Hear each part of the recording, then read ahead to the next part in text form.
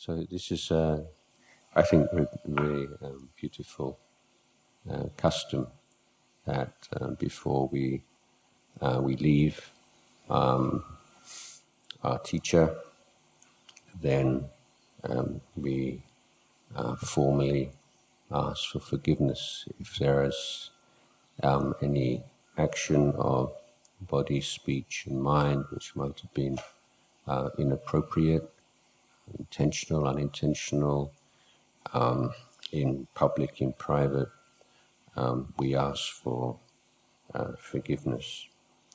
And then the teacher says, Ahang kamami, means I forgive you. Tu me hipi me kamitapang. Then please forgive me also if I have said or done anything which might have caused you any discomfort or distress unintentionally. And then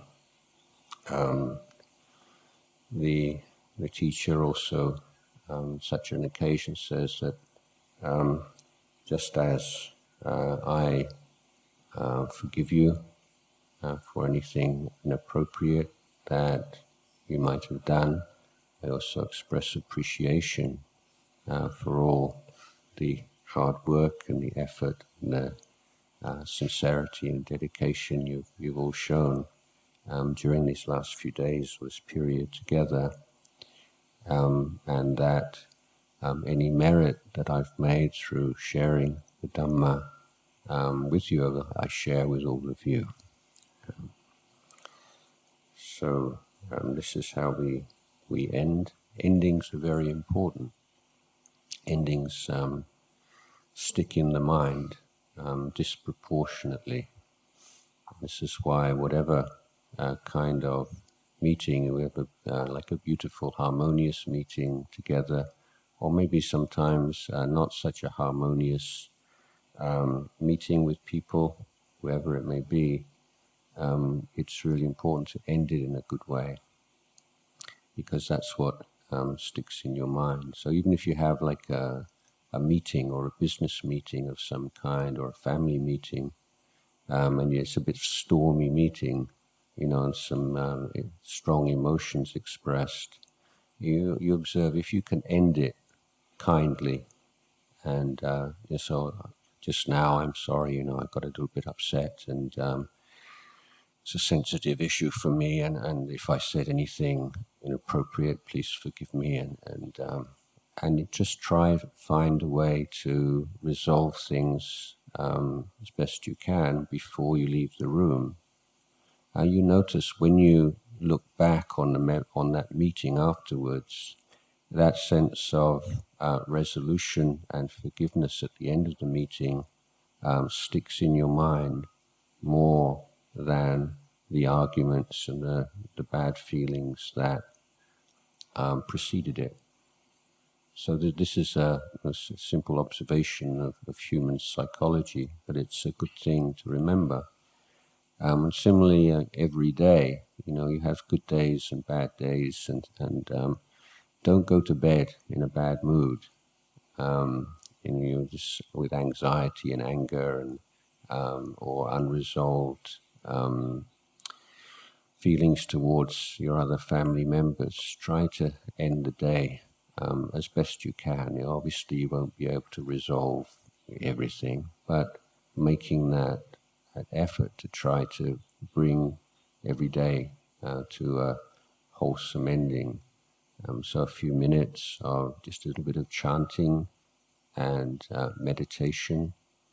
And one of the values of the chanting is that sometimes if you feel really agitated and you sit, and maybe it's just too tough to meditate very well. But these the chants that we've been chanting and finding, there's a lot to choose from. And you can find usually some of these chants that really have some meaning for you, like chanting on loving kindness that we just chanted a few minutes ago. And to have a period of chanting before we go to bed, and to spread loving kindness to all your family members and to all your work colleagues and to all sentient beings in your town and your city, in your country, in your and your country and your continent and your world and your universe. It's just a really good way to end the day. And you'll notice if you're really agitated before when you go to sleep, one, it's difficult to get to sleep, but you'll be pretty well agitated when you get up in the morning. And Ajahn used to say, if you've been like people who do practice the meditation mantra Buddho, he said, you sustain that, and you fall asleep Buddho Buddho, and you wake up Buddho Buddho, and it's like continuous. So he says this is the kind of mindfulness. And sometimes he'd ask people to say, did you fall asleep on the in-breath or the out-breath last night? So I've never seen anyone brave enough to affirm, which one it was. So anyway, this is it's been I've enjoyed this a lot the last few days, and as I say, it's quite a novelty for me to teach in English since the Chinese government won't let me teach in China anymore. Whereas the last few occasions when I've been doing things like this. But it is meritorious, and as I say, meritorious is it's uplifting, it's cleansing, and you really like something shifts, something moves, and it's a matter of don't let that just dissipate, and keep working at it. So just a very, very brief recap, this, what we call this education system, the Eightfold Path, as I did mention at one point, is usually divided into what we call the threefold training. So the eight is resolved into three. So the training of conduct, the training of the heart, and the training of wisdom. And in the Eightfold Path, in fact, the wisdom factors, right view, right intention come first, and then the conduct factors of right action, right speech, right action, right livelihood, and then the training of the heart, right effort, right mindfulness, and right concentration or stability of heart. But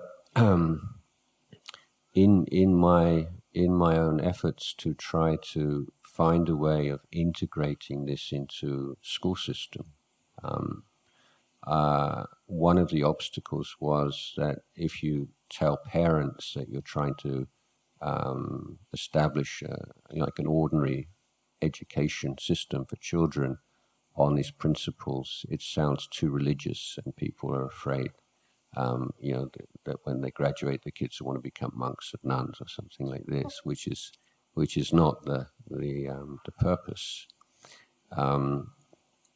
So I looked around for some alternative means of presenting the same ideas, and I found in the sutta this teaching we call the four pavana, or the four kinds of cultivation. And it covers the same ground as sila, samadhi, panya, but in a way that can be presented in a kind of secular and practical way, which is more obviously applicable to a normal education system. So in this formulation, the first area of our practice is in our relationship to the material world. So it's an education of how we live, how we relate to the material world. And so the obviously the first and most intimate aspect of the material world is our bodies. So how do you practice with regard to physical bodies? So the incredible brilliance of the human mind. We can create computers and iPhones and spacecraft and do all these incredible things.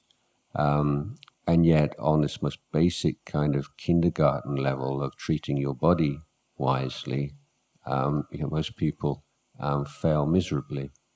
So I think it's very important to remember that this is not in any way a completely separate thing from meditation and samatha and vipassana and all these kinds of terms, but eating well, eating at the right time, sleeping a reasonable amount, not too much, not too little, exercising every day. Now these things are so basic, and yet how many of us can say, yeah, we really give that kind of care and attention to. We spend a lot of attention to making the body beautiful and attractive and so on. But in terms of taking care of the body, but not in a way that you become obsessed and sort of overly sort of worried and concerned with the body, but it's the vessel that you need for Dhamma practice. But then from there, from your body, then you're expanding to the material world around you, the world of money, possessions, technology, all the aspects of the material world which you have a daily relationship, and to find a balanced way of relating to those things. So you can, be the close disciple of an arahant, but if you are in debt and you're not wise in your use of money, very unlikely that you're going to be very peaceful.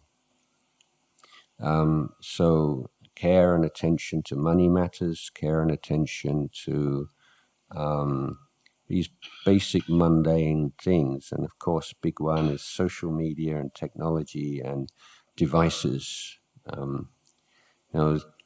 It's the way the language. When I was a young man, a long time ago, when I was a teacher, there's an English idiom which is like left to your own devices. That means like left to your own resources. I'm going to just leave you alone now. Leave you to your own. There's a teacher. Teacher wants to go out for a cigarette or something. So I've got to leave you for your own devices for the time. It means leave you to yourself, your own resources. And now leaving someone to their own devices has a whole different meaning, and it's the opposite of depending on their own resources. So devices. Developing awareness and care and this sense of podi, what's not too much, not too little, and that's something that you can only know through trial and effort, and it changes from day to day or month to month, from year to year, so you have to be mindful of that. And then expanding from that is our relationship to the material environment, and we know that the climate is changing rapidly and mostly in a not very good way, and we all have a part to play in that, in the way that we consume and our choices and extravagance or frugality in the use of the material world, bringing attention to that also. Second area is that of the other external element is our relationship to the society and the people around us, our families, our friends, our colleagues, our community, the society we live in. And talking about the importance of precepts, and precepts as your basic objects of mindfulness in daily life. Okay, so people say, how can I be mindful in daily life? But it's not like there is this kind of floating mystical quality called mindfulness. Mindfulness is very precise. You have to be mindful of something. So you have to have very clear objects of mindfulness. And your basic fundamental objects of mindfulness in daily life are the 5 precepts. These will keep you on track. If you compromise on any of those, then you're in trouble.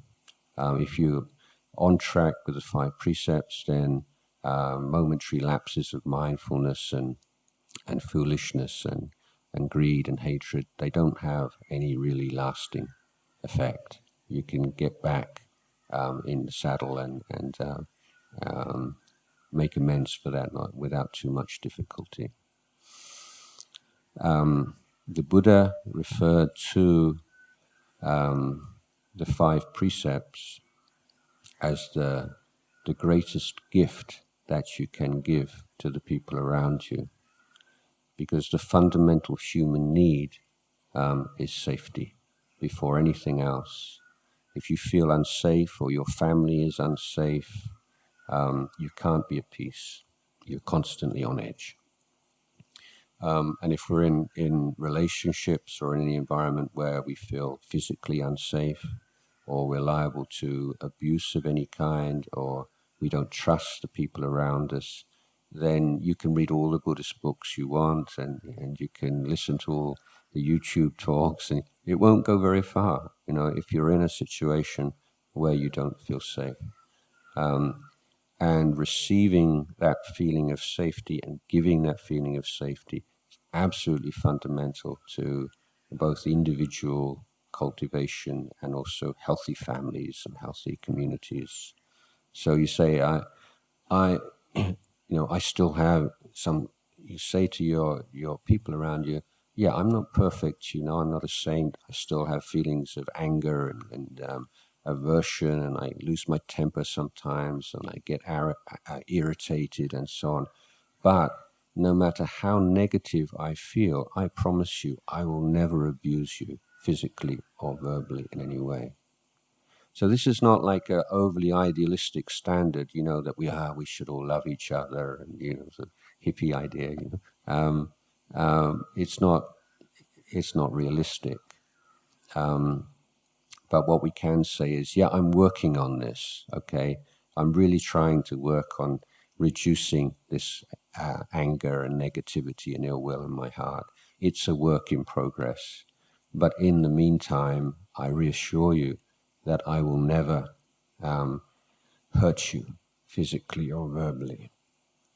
And that's the most wonderful thing that you can give to anybody. You don't need a lot of money to give this gift. You don't need any money. But you can give this gift to all those around you.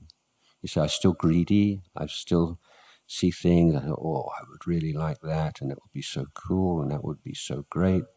But I will never act upon that and take anything of yours. Never steal from you, cheat you. And so how does that feel? If you know that and you trust somebody who says that, you relax, don't you? That person's not going to abuse you, it's not going to hurt you, it's not going to steal from you. And then you're in a relationship and you say, well, yeah, I'm a normal man, I'm a normal woman, I still have, I can't help it. Sometimes I see someone, a woman, and I find her very attractive, or the woman says, I still see a man, I find very handsome. This is just normal human biology, nothing to be ashamed of. But you say, even though those feelings arise every now and again, I never act upon them. They're just feelings, and I recognize them, and I don't say I shouldn't have those feelings. It's to say, oh, this is biology, but I'm not going to make anything out of them. I'm not going to indulge in them. I'm not going to sit and daydream about these things and create fantasies about them, and I'm certainly not going to act upon them or speak upon them. So this is in a relationship, you can relax, can't you? You don't have to worry. You don't have to, there's feelings of jealousy and concern, and you can just put all that down. And it's not expecting too high a standard of someone. You can't expect someone only to think that you're the only beautiful woman in the world. Only in songs and in like movies, maybe this can happen. But in the course of a long relationship, there are desires and things that come up, but it's whether or not, how much importance you give to those things and whether you act upon them, which is, how we sustain relationship. This is the integrity and the sincerity and commitment that you make in relationship. And then you say, yeah, I mean, the impulse to lie and to, as we've spoken about this before, it comes up, because maybe we're embarrassed, or we're afraid if somebody knows the truth, maybe they won't look at us, they won't respect us in the same way anymore, or they won't like us anymore, or and so on. And so, so many reasons to compromise on the truth. But this is something you say, I won't lie to you. Maybe I won't always tell you all the truth. Like I say, sometimes there are private things that I don't feel comfortable, but I won't deceive you. I won't consciously mislead you. And then that's a wonderful gift that you give to others. It's a priceless gift. Now, those four promises we make to the people around us, they're if you say to someone, I won't ever abuse you physically, verbally, I won't steal from you, I won't cheat on you, I won't deceive you, I won't lie to you.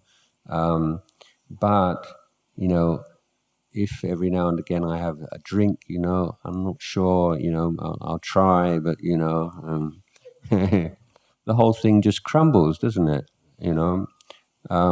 So if it's conditioned, and if there are some times when you can trust someone and sometimes when you can't, and then it doesn't work. So you say, I will refrain from any drug, any drink, anything which will compromise or undermine my ability to keep these promises to you. So this is, I think, a really good way of looking at the fifth precept, and it's a gift that you give to enable you to keep these promises and to give this sense of safety to those around you. So this is also like essential part of this cultivation and this education that the Buddha taught us. Then the education of the heart. So we divide mental states into two kinds: the wholesome, the unwholesome, the skillful, the unskillful. And we have 4 tasks for these 2 kinds of mental states. Firstly, learning how to protect the mind so that the unwholesome states don't arise in the first place. And secondly, when that doesn't work, and we do have unwholesome mental states, then we're developing the ability and the effort to abandon them in the best possible way. Then regarding the wholesome mental states, also 2 things to do. One is those wholesome states which are not yet in the mind, to try to find ways to bring them into the mind. And then as they start to appear, the 4th right effort is to cultivate and to bring those mental states to maturity. Now, if you observe, when we're meditating, this is exactly what we're doing. By putting your mind on an object, you are seeking to develop the skill to prevent hindrances and negative mental states from entering the mind. When you lose your mindfulness and then a negative mental state does arise, then you're developing the skills to recognize a negative mental state as a negative mental state and develop skillful means to let go. You are seeking to establish within the mind these positive mental states such as mindfulness, clear comprehension, patience, contentment, effort, enthusiasm for the good and the true. All these kinds of mental states are cultivated in the meditation, and then when they start to arise, we learn how to take care of them and to increase them and bring them to maturity. Now, in your daily life, when you don't have the same time and the same opportunity for this like formal meditation, then how do you practice?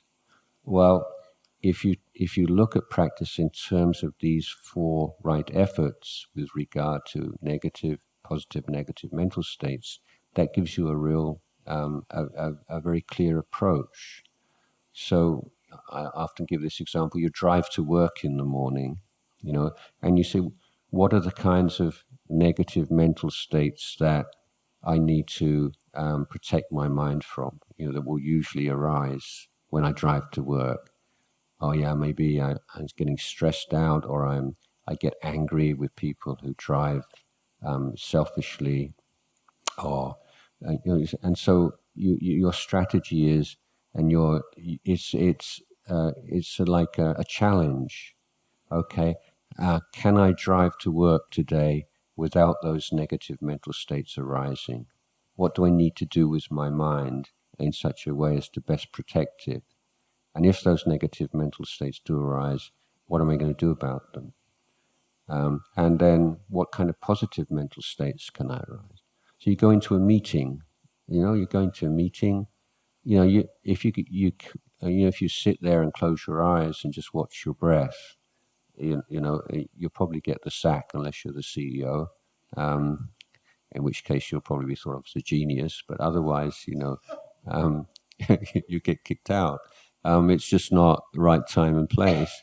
So you say, well, okay, in a meeting, what are the kind of, what are the things that have come up in the past which, I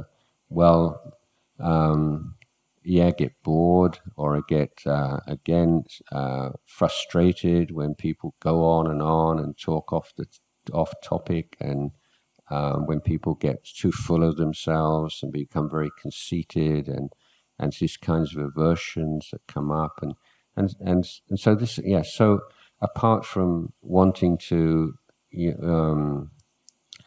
do the work and attend to the business at hand, you also have a spiritual goal to be able to navigate this meeting without these negative mental states. Okay, and what kind of, you're not going to be able to develop like deep meditation in a business meeting, but what wholesome mental states can you cultivate? Patience, communication skills, good listening skills.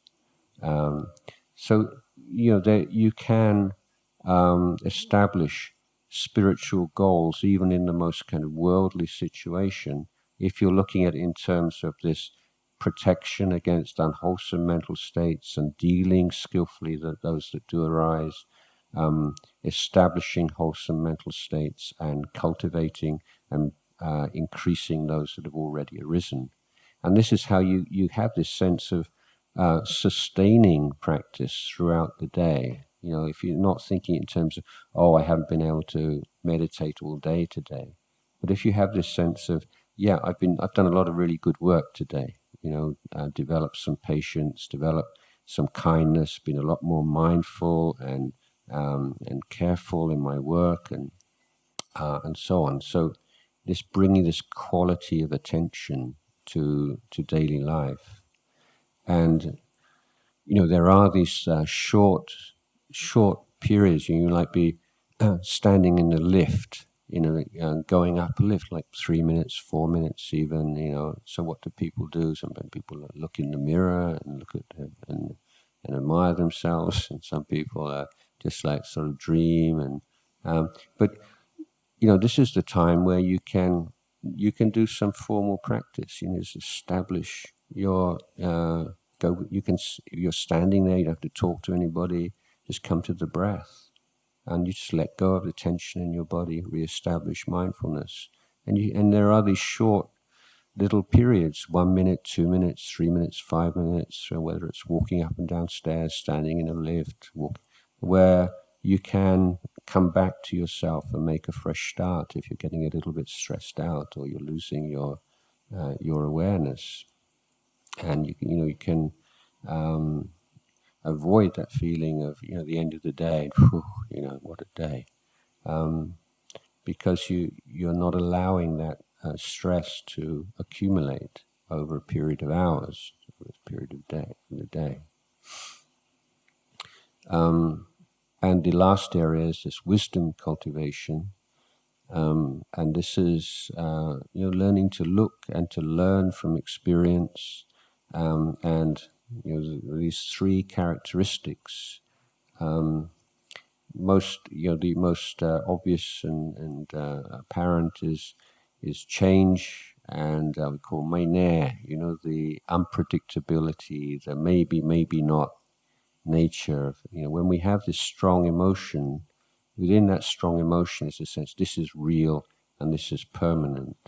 Let's say people who fall into depression, is part of that feeling of depression is it's always going to be like this. I've always been like this. I always will be like this. Nothing will ever get any better. So this sense of like permanent, universal, miserable condition. But when you have a strong greed and desire for something, the same. It feels like so real and so permanent and so much part of who you are. But through this constant observation, you see, I really like this. Yeah, but it's not sure. It's transient. It's maybe not. Yeah, today I like it. Maybe tomorrow I won't. It's changeable. It's changeful. So seeing things as inherently changeful, that means their very nature is to change. Their very nature is to wax and wane and even disappear. And being able to see this as a quality of experience, a changefulness of experience, that there's nothing that you can grasp onto, and this is it. Everything is changing. And so just bringing your mind again and again, where again it's observation, you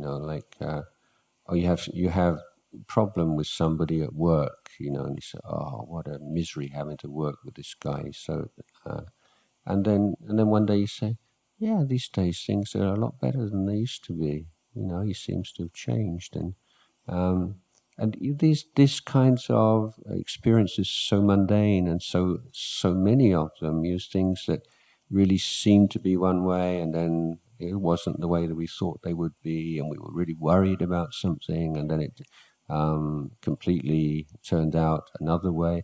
I mean, when you think about all the things you've really worried about in the past, how many times did that bad thing that you worried about actually occur?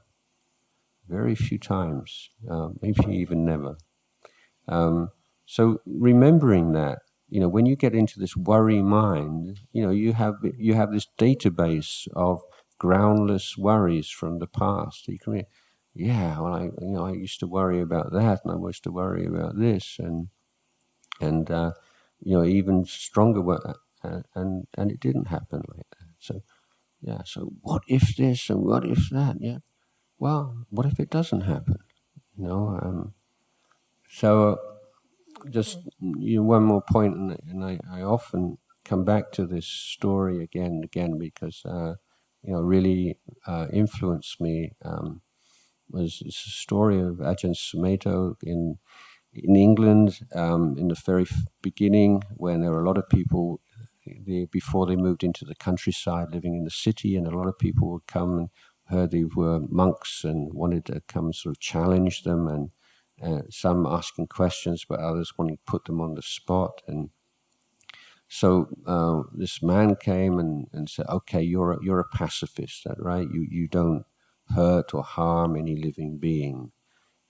So what would happen if a crazy maniac was to attack your mother with a knife?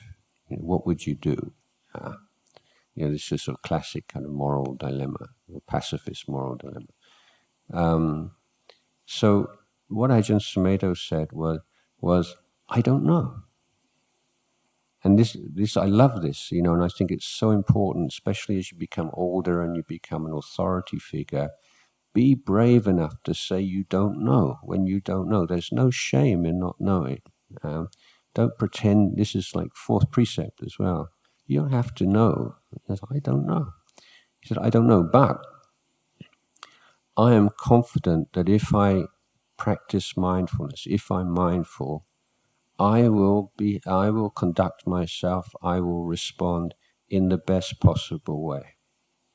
But I can't say in advance, I will do this or I won't do that, because there are so many different causes and conditions. All these situations are far more complex than moral dilemmas allow for. So I'm not going to say I would do this or I wouldn't do that, but I would say that if my refuge and my confidence is not in controlling situations or having a set plan or a checklist or a book in that way, but I know from my experience that when I'm mindful, I make good choices, and when I'm not mindful, I make bad choices. And so my refuge is in mindfulness and awareness. So this bringing this clarity of attention and this interest in learning and observation of experience, both things that are pleasant and unpleasant, and this development of our relationship to the material world, our relationship to the social world, the cultivation, the abandonment and training to let go of negative emotion, cultivation of positive emotion, and the cultivation of the wisdom faculty, and developing this more and more, and of course being enhanced through the formal meditation until finally reaching these levels of vipassana and the opportunity to